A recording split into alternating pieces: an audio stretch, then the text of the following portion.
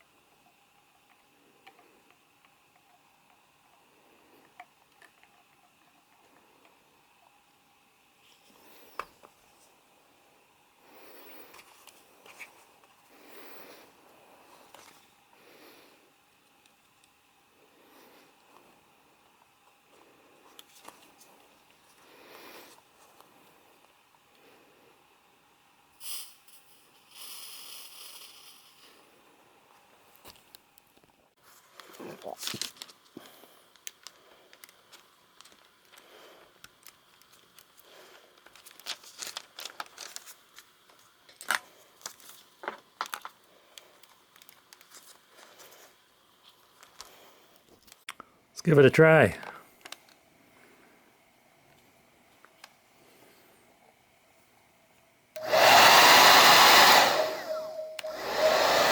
That's low. That's high. Low heat. High heat.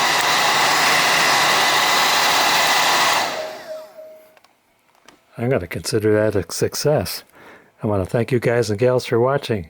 Don't forget to hit like, subscribe, and ring that bell for more great videos from David GPO.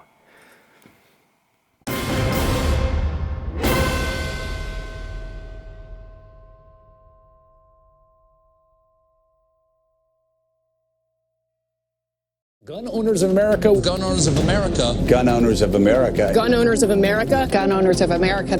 If you're sitting at home and you contribute to the Gun Owners of America, stop giving. The only no-compromise gun group in Washington. They're tougher than the NRA, aren't they? That's right. The NRA is bad, really bad. Gun Owners of America is even worse than bad. We do not support gun control. We do not support gun control fully loaded. We do not support gun control light. We have opposed every gun control at the federal level. After days of silence following the Las Vegas attack, the NRA announced it was backing new regulations on bump stocks. Interestingly enough, while the NRA is saying maybe we should regulate, restrict these bump stocks, Eric Pratt says no.